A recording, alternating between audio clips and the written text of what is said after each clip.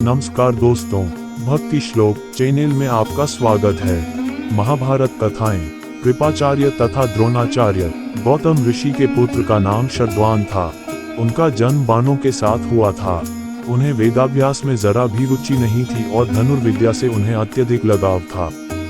वे धनुर्विद्या में इतने निपुण हो गए कि देवराज इंद्र उनसे भयभीत रहने लगे।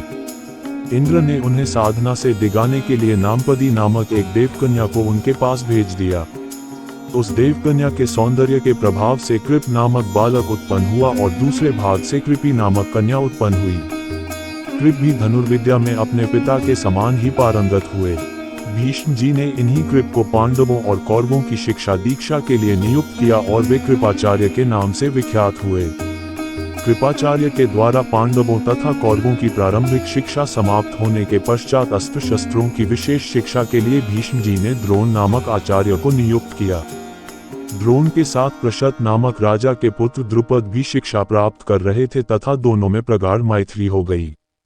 उन्हीं दिनों परशुराम अपनी समस्त संपत्ति को ब्राह्मणों में दान करके महेंद्राचल पर्वत पर तप कर रहे थे।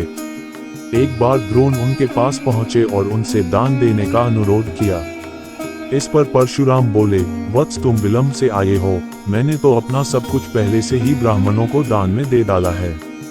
अब मेरे पास केवल अस्त्र शस्त्र ही शेष बचे हैं। तुम चाहो तो उन्हें दान में ले सकते हो।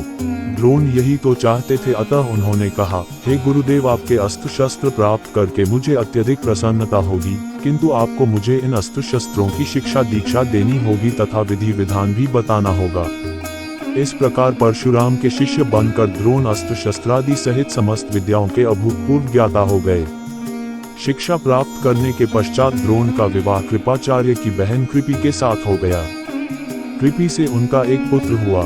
उनके उस पुत्र के मुख से जन्म के समय अश्व की ध्वनि निकली, इसलिए उसका नाम अश्वत्थामा रखा गया। किसी प्रकार का राजाश्रय प्राप्त न होने के कारण द्रोण अपनी पत्नी कृपि तथा पुत्र अश्वत्थामा के साथ निर्धनता के साथ रह रहे थे। एक दिन उनका पुत्र अश्वत्थामा दूध पीने के लिए मचल उठा, किंतु अपनी निर्धनता के कारण द्रोण पुत्र के लिए गाय के दूध की व्यवस्था न कर सके।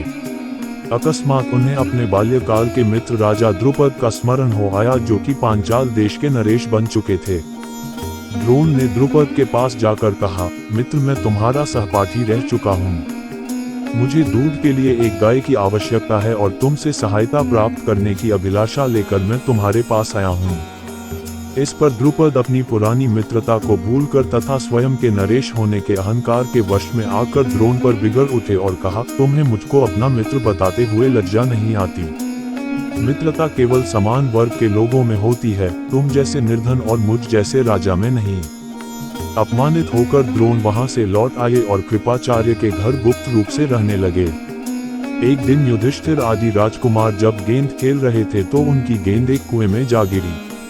उधर से गुजरते हुए द्रोण से राजकुमारों ने गेंद को कुएं से निकालने लिए सहायता मांगी।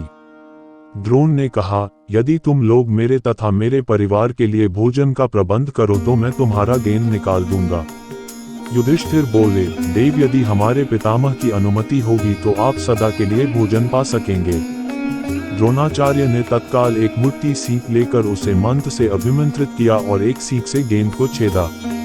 फिर दूसरे सीख से गेंद में फंसे सीख को छेदा। इस प्रकार सीख से सीख को छेदते हुए गेंद को कुएं से निकाल दिया। इस अद्भुत प्रयोग के विषय में तथा द्रोण के समस्त विषयों में प्रकांड पंडित होने के विषय में ज्ञात होने पर भीष्म पितामह ने उन्हें राजकुमारों के उच्च शिक्षा के नियुक्त कर राजाश्रय में ले लिया और वे द्रोणाचार्य के नाम से विख्यात हुए। कृपाचार्य तथा द्रोणाचार्य के महाभारत कथाएं यहीं पर समाप्त होता है। भारतीय पौराणिक इतिहास के कुछ अनसुने तथ्य एवं रोचक जानकारी जानने के लिए अंत तक बने रहें और नेक्स्ट भाग देखने के लिए सब्सक्राइब करें हमारे चैनल को। धन्यवाद।